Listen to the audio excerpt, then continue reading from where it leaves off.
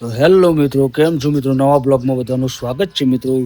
કારણ કે આજે મંદિરે હું પહોંચી ગયો તો મિત્રો, કારણ કે મંદિર કેમ આવવું પડે, આજે શનિવાર હતો દાદાનું.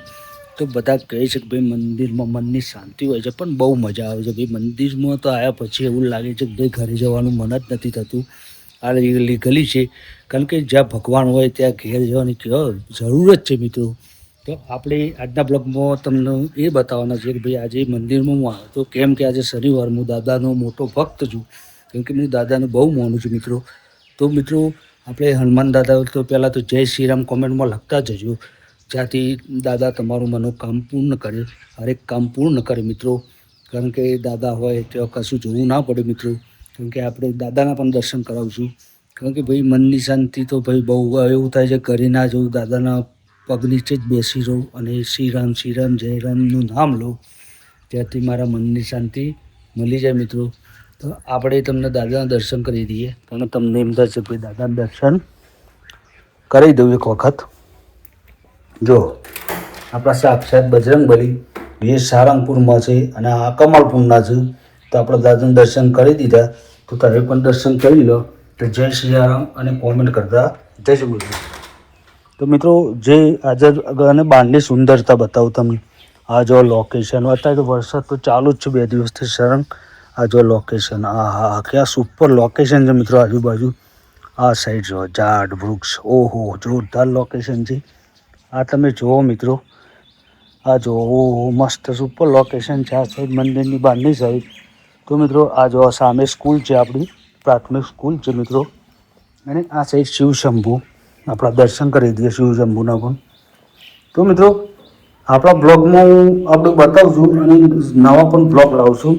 તો મિત્રો આ સુંદરતા, અને જ્યારે એવું થાય છે કે મિત્રો ઘણી વખત કે ભાઈ મનની શાંતિ ક્યાં હોય છે? મંદિરમાં જ હોય છે, બીજે ક્યાંય મળતી નથી.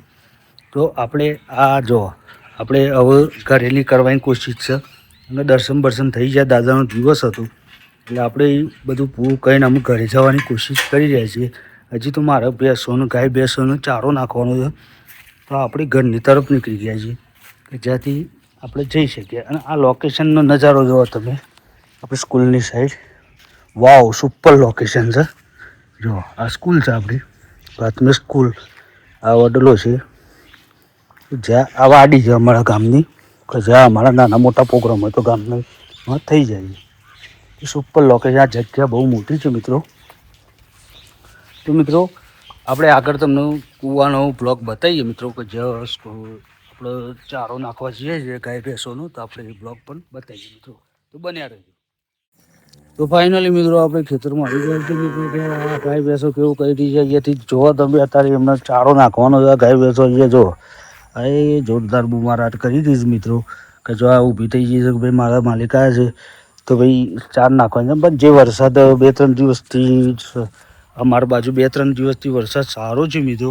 કારણ કે વરસાદના કારણે ખેડૂતોને બહુ રાહત થઈ છે પહેલી વસ્તુ તો. કારણ કે 2-3 દિવસથી વરસાદ સારું છે, એ પણ ભગવાનની દયાથી બધું સારું થઈ ગયું છે.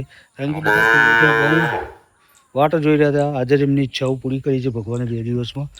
તો ભાઈ તો જય સિયારામ લખતા જજો. કારણ કે ભાઈ ભગવાન છે ત્યાં જ બધું કામ શક્ય છે ભાઈ. આપણે એમ કહીશું કે ભાઈ આપણા થકી થાય છે, એ વસ્તુ ખોટી છે મિત્રો. ભગવાનને શ્રેય આપો. કારણ કે ભગવાન છે તો જ બધું શક્ય છે. કારણ કે તમે એમ કહેતા કે હું કરું છું, એ ખોટી વસ્તુ છે. આપણે ચાલીએ છીએ બધી જ હરેક જગ્યા ઉપર, તો ભગવાન છે તો જ આ શક્ય છે મિત્રો.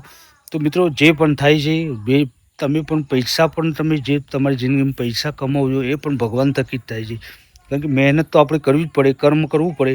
કર્મ કરજો તો ફળ ભગવાન જરૂર આપશે.